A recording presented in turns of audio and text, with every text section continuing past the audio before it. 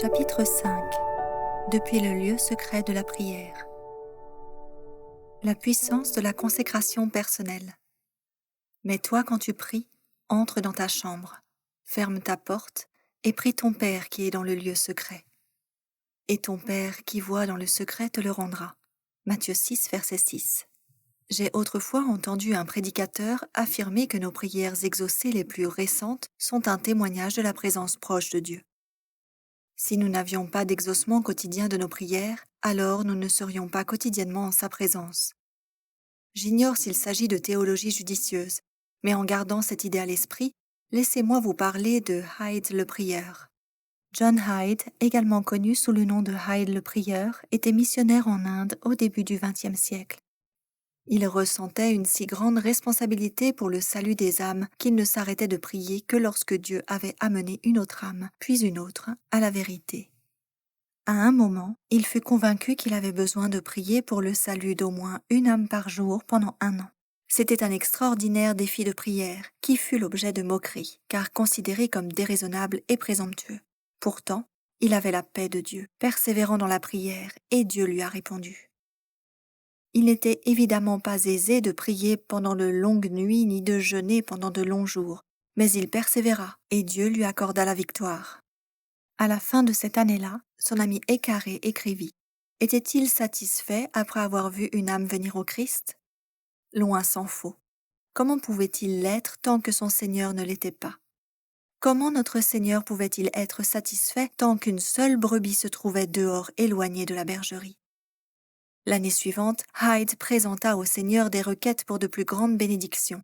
Cette fois, il demanda 2 âmes par jour. À nouveau, Dieu l'exauça, et plus de 800 âmes se convertirent. Toujours insatisfait, sa responsabilité et son appel pour les âmes le pressant davantage, sachant que le Christ mérite les vies de ceux pour lesquels il a donné la sienne afin de les sauver.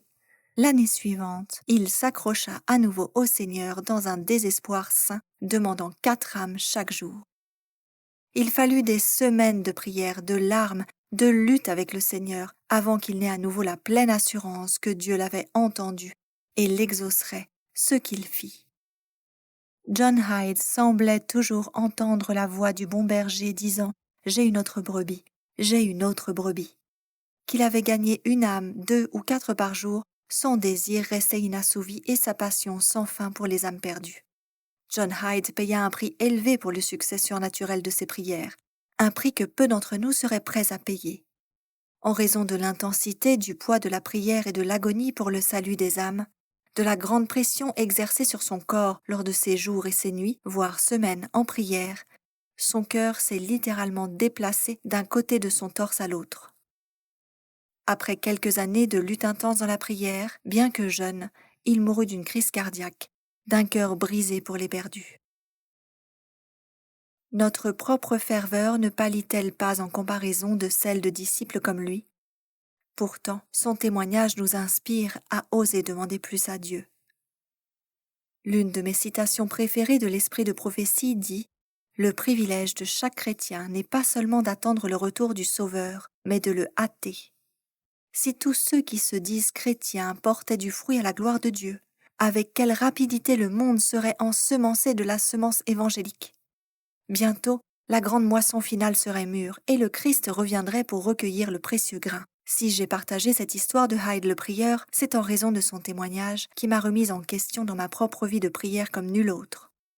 Il se peut que je ne gagne pas des myriades au Christ, comme d'autres évangéliques ou dirigeants le font. Je n'ai pas non plus l'impression d'en être rendu à un point où je peux demander à Dieu une âme par jour avec assurance. Cependant, il y a quelque temps, Dieu m'a fait comprendre que je pouvais lui demander au moins une prière exaucée par jour. Depuis que j'ai commencé à tenir un livre de bord où je note tout depuis bientôt 2 ans, il ne s'est pas écoulé un seul jour sans que j'ai reçu au moins une réponse à la prière. Parfois, j'en reçois 4 ou 5, et rien que cette semaine, le nombre est monté à 7 en une seule journée.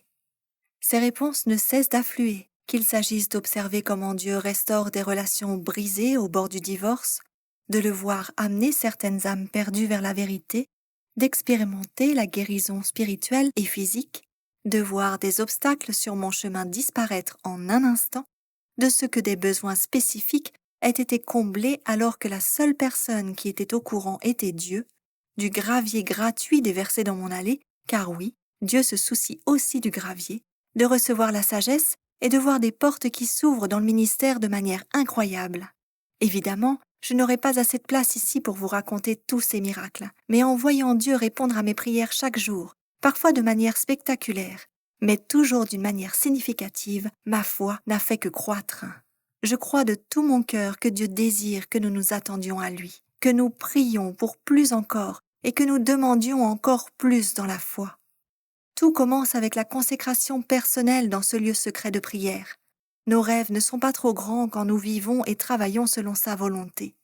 Il ne s'agit pas de nos talents ni de nos capacités de toute façon, mais bien des siens.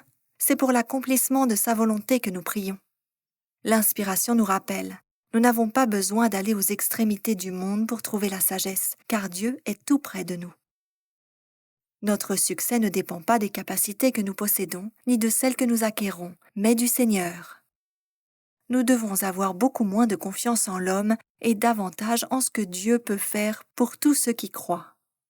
Il désire ardemment que nous le recherchions avec foi et que nous nous attendions à de grandes choses de sa part.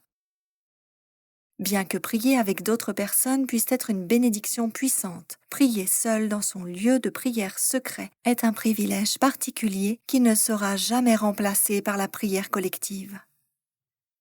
Connaître le Christ personnellement et savoir comment lutter seul est primordial à notre réussite spirituelle, à la fois individuellement et collectivement.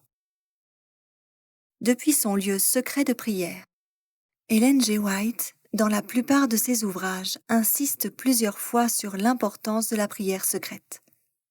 Elle écrit ainsi : « Il faut surtout ne pas négliger la prière secrète. Celle-ci est la vie de l'âme, et sans elle, toute croissance spirituelle est impossible. Prier en famille et en public ne saurait suffire.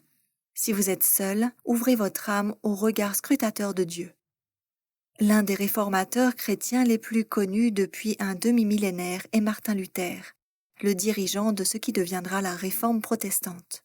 Enhardi par son étude de la parole et de nombreuses heures passées dans la prière, il comptera les erreurs et les faux enseignements dispensés par la Rome papale qui avait maintenu des multitudes de croyants dans l'obscurité pendant des siècles. En ne s'appuyant que sur les vérités pures de la parole de Dieu et rendues plus forts par la bénédiction du Saint-Esprit, il eut une influence qui ébranla le monde chrétien dans son intégralité, ce qui continue aujourd'hui encore. Il se décida de se dresser contre ce qui semblait être l'impossible, les dirigeants papaux voulant l'envoyer au bûcher, comme il l'avait fait pour beaucoup d'autres avant lui. Pourtant, il resta ferme, immobile face aux puissances des ténèbres lancées pour le détruire. D'autres, en voyant son courage sans faille et convaincus par les vérités bibliques qu'il avait enseignées, prirent position à ses côtés. Quel était son secret ? Comment pouvait-il se dresser courageusement contre le système religieux le plus puissant et le plus influent sans perdre son calme ? La réponse se trouve dans la prière. Sa force provenait du lieu secret de la prière.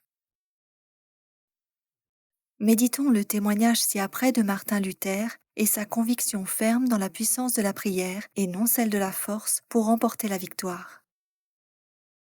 Quand des ennemis puissants s'unissaient pour renverser la foi, quand des milliers d'épées semblaient prêtes à sortir du fourreau pour la faire disparaître, Luther écrivait « Satan manifeste sa fureur.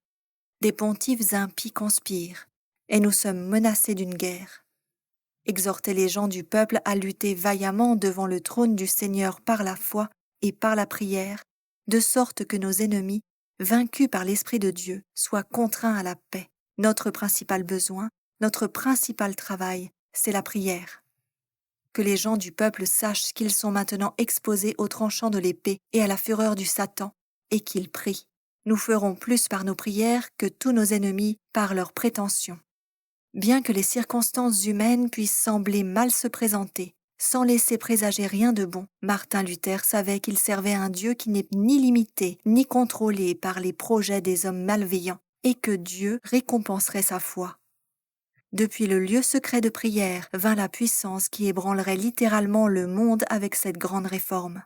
Voici ce qui a été écrit sur Martin Luther lors de ces périodes de plus grande lutte. Luther ne passa pas un seul jour sans consacrer au moins 3 heures à la prière, choisie parmi celles qui étaient les plus favorables à l'étude.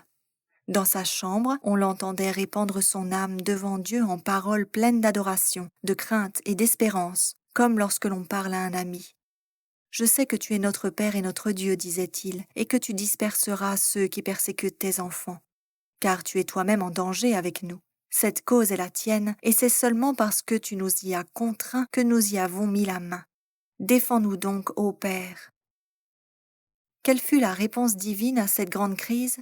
L'inspiration y répond ainsi. Dieu entendit les cris de ses serviteurs. Il accorda aux princes et aux prédicateurs la grâce et le courage de maintenir la vérité contre les pouvoirs de ce monde des ténèbres. Les réformateurs protestants avaient construit sur le Christ et les portes du séjour des morts ne purent prévaloir contre eux. La prière est le plus grand cadeau. Par l'ouvrage In Heavenly Places, nous avons cette assurance. Un appel vers le ciel par le saint le plus humble est plus redouté par Satan que les décrets des cabinets ou les mandats des rois. Avons-nous conscience de ce que ce texte implique ? Par le privilège divin de la prière, Dieu nous donne une puissance d'influence que même les rois et les autorités de ce monde ne possèdent pas. Cette compréhension est difficile. Pourtant, à maintes reprises, il nous est dit « Demandez et l'on vous donnera. Cherchez et vous trouverez. » Matthieu 7, verset 7. Vous ne possédez pas parce que vous ne demandez pas. Jacques 4, verset 2. Jusqu'à présent, vous n'avez rien demandé en mon nom. Demandez et vous recevrez, afin que votre joie soit complète. Jean 16, verset 24. Nous pouvons nous attendre à beaucoup, même aux actions en profondeur de l'Esprit de Dieu, si nous avons foi dans ses promesses. Dieu est le même hier, aujourd'hui et demain. Il n'a pas changé. Il attend simplement de révéler sa force en notre faveur. Il n'ouvre pas les écluses du ciel sur le premier venu irréfléchi et pressé. Il recherche ceux qui sont sincères de cœur, consacrés personnellement, qui regardent vers le ciel, qui se languissent de lui, qui le recherchent en le connaissant personnellement. Malheureusement, certaines prières ne seront probablement jamais exaucées dans nos vies d'aujourd'hui. Ce sont celles que nous n'avons jamais osé présenter. Il est possible de marcher dans une plus grande intimité avec le Seigneur que nous ne vivrons jamais sur cette terre, car nous serions trop vagues et trop faibles dans la foi pour la rechercher. Dieu nous dit, comme s'il tentait de nous faire comprendre les possibilités illimitées devant nous. « Appelez-moi et je vous répondrai. Je vous mettrai une puissance que vous ne connaissez pas. Je peux faire tellement plus que ce que vous pensez ou imaginez. Le ciel n'est pas la limite de mon royaume. Mais il vous faut demander. Vous avez besoin de croire. Et par-dessus tout, vous avez besoin de me rechercher. Aurons-nous foi dans ces promesses ? Le rechercherons-nous davantage ? Nous appuierons-nous sur sa parole, quelles que soient les tempêtes qui nous entourent ? Dieu recherche des femmes et des hommes humbles qui passeront du temps à genoux dans le lieu secret, luttant toute la nuit si nécessaire, pour que sa vérité soit proclamée et que des âmes soient amenées au royaume, s'appuyant sur sa parole dans la foi et la prière jusqu'à l'aube. Ferons-nous partie de ces femmes et de ces hommes ?